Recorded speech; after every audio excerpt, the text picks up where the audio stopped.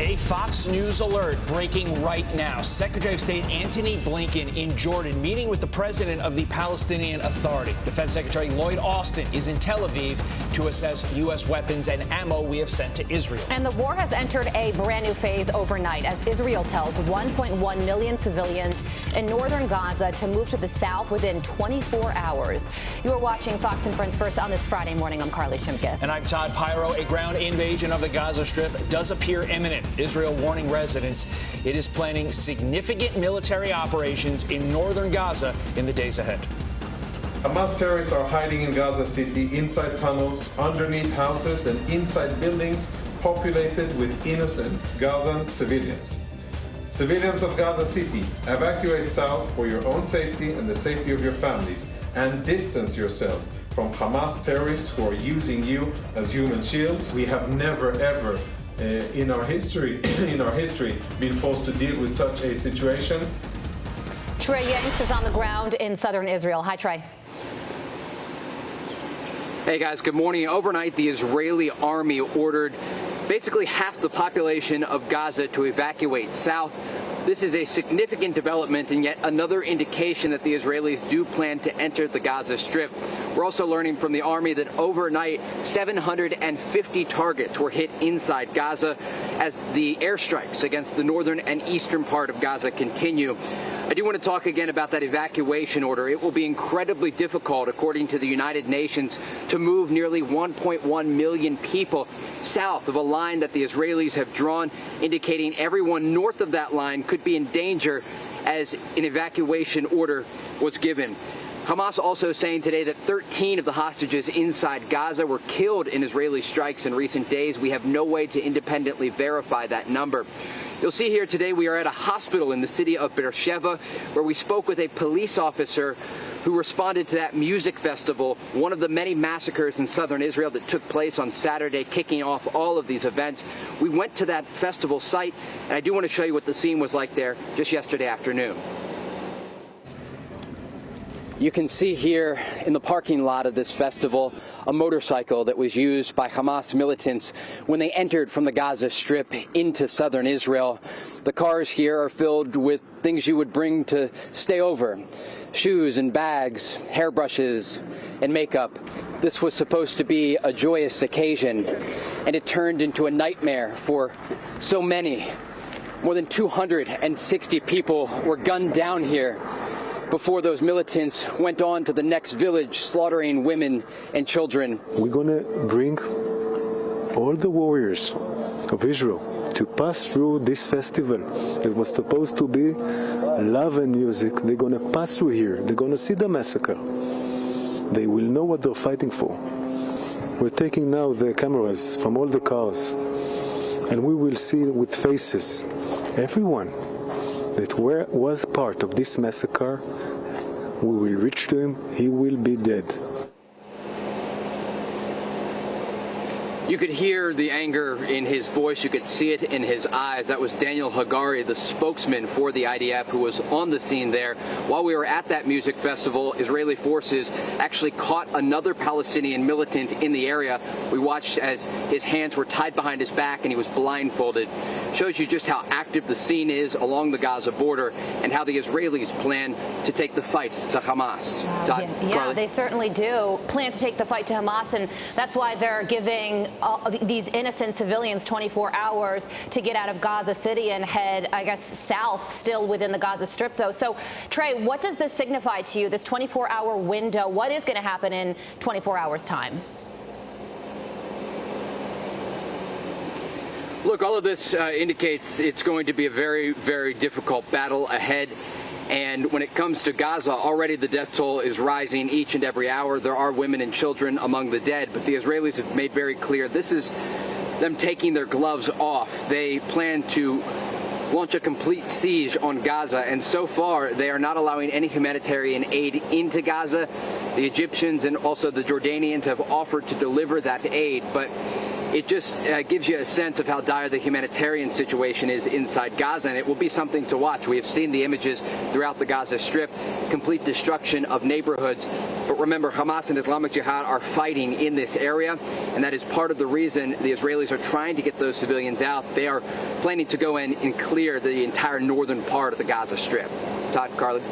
Trey, this is one of the most deeply populated areas, not just in Israel, but in the entire world when you speak of the Gaza Strip.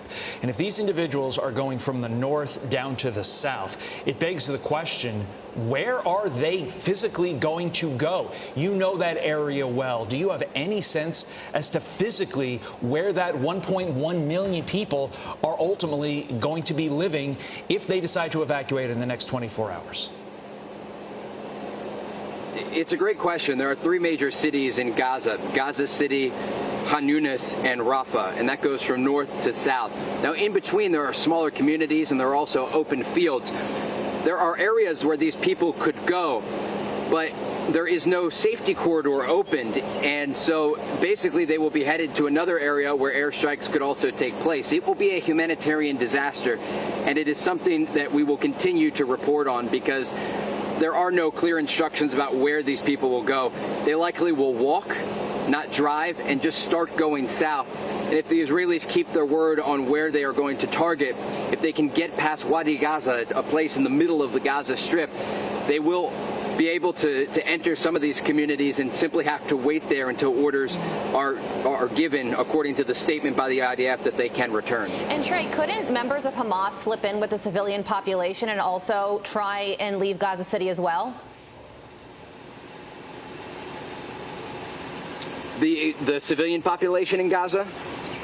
Yeah, I was wondering about members of Hamas also just putting on civilian clothing and leaving this area that Israel has already warned that it's going to target.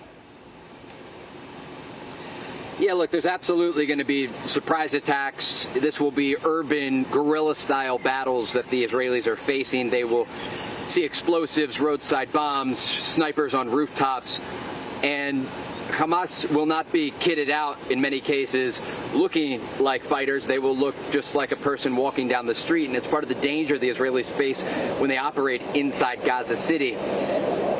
Look, it is going to be a very, very difficult battle, a ground battle. They have seen this before, and there will be casualties in the Israeli forces. Make no mistake about that. This will be a very, very challenging operation. When we talk about the number of Hamas and Islamic Jihad fighters, along with PFLP and other smaller Palestinian organizations, we're talking about thousands and thousands of fighters, and they're armed with things like RPGs and machine guns and even anti-tank weapons. And so the Israelis are going to get hit hard when they go in. And remember, they're operating in an environment that the Palestinian fighters understand like the back of their hands. They have lived there. They've grown up in Gaza. So they know where to hide. They know where the tunnels are. They know how to surprise any sort of forces that enter. And these all add to the challenges that the Israelis will face when they do enter Gaza. A tremendously challenging situation. And I think, Carly, you raise a great point. Many of these terrorists could just slip in. What could they do to their own Palestinian population and also to the forces that are potentially moving him out? It is a dire situation. We will keep our eye on it. Trey Yinks, thank you so much. With that, let us bring in Bryan Stern, the CEO and founder of Project Dynamo. As we've reported on the show, we've interviewed you. You are assisting in the evacuation of many American citizens. And to that point, Bryan, you'd think the United States government would also be taking part in that as well. Our own Jackie Heinrich asking White House spokesperson John Kirby about charter flights for Americans. Take a listen.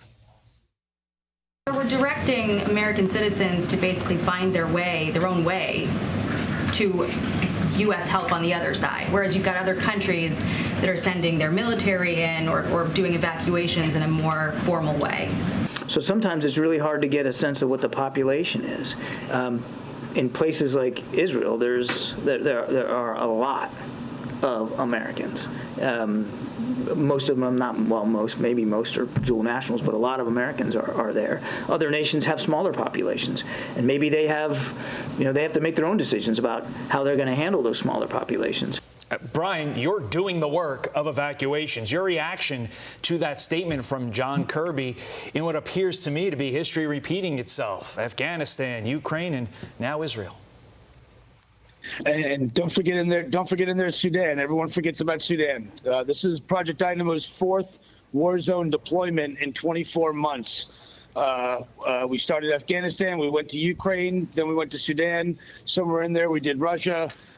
Now here we are in Israel, and then also Maui and Hurricane Ian. So in 24 short months, we've seen this pattern of Americans being left or being trapped or what have you, without a lot of support from the government. Why that is and how that is above our pay grade, but we're donor funded. We live off donations. ProjectDynamo.org is where people can go to donate. But I can't speak intelligently as to why why this happens seemingly every 180 days. But here we are. Yeah. Well, starting today, the Biden administration says that they're going to be sending charter flights to get people out of Israel into Europe. Once they're in Europe, then they're going to have to find their own way home.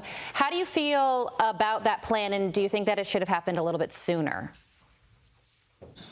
I think the situation is very simple, is that this is a country at war as declared by its government, to the extent that we felt compelled to put a carrier strike group off the coast with a bunch of special operations guys on the ground with the recognition of American hostages and Americans being killed. It doesn't sound like a nice place to come and go as you please, which is probably why the other countries sent so many charter planes to bring their people out, because it's dangerous. It's going to get more dangerous. So, as it relates to the speed, anytime Americans are at risk of being killed, we need to react extremely quickly. It should be unconfusing. It should be unambiguous. And I think we're doing a good job. I think we're doing a good job of that with all the military stuff and military aid and support and all that. I think they're doing a very good job. However, if you're an American civilian and you're stuck here in the middle of the pending ground offensive, all that military aid doesn't really help you a whole lot. Yeah. It just doesn't. So that's why we're here. Brian, every time you are on our air, you put out a call for fundraising, and rightly so. I'm absolutely not calling you out on that. You need to do that because you're doing the Lord's work and you need that money. Every 2 weeks, I make a donation to the federal government to do this. Let's be realistic. They don't need my money. They're doing pretty well on their own. They have a lot of money. So what do you make of this report that Joe Biden's administration is allegedly going to make people who are evacuated pay for their charter flights? I think it's insane, is what I think. I think it's incredibly unethical. Project Dynamo makes it a policy of we don't charge people money, we don't ask for money. If people give, they give. If they don't, they still go.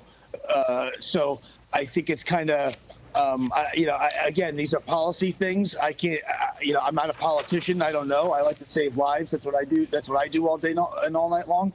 I can't fathom that concept, frankly. I'm hoping that there's some weird policy requirement that makes them do that. That's the only thing I could ever think of. But I just think it's nuts. And you have people who have lost everything who are fleeing and to say, well, only if you pay us back. I kind of reject that. It's kind of like the dual citizen thing. Everyone's, Admiral Kirby was just saying, well, there's a lot of dual citizens. I don't care. If you have an American passport, you're an American. Yeah. So that's it. I don't care if you have 20 passports. One that looks like, if you have a passport that looks like mine, you're American. Then you're one of us, so absolutely. Well, yesterday, Florida Governor Ron DeSantis, I know he announced that he is going to be partnering with your organization, Project Dynamo, to get people home, to get Floridians home. So that's very good news there. And to the earlier point, do please go to projectdynamo.org to donate. Bryan Stern, thank you so much for joining us. Keep up the good work. We always appreciate you coming on.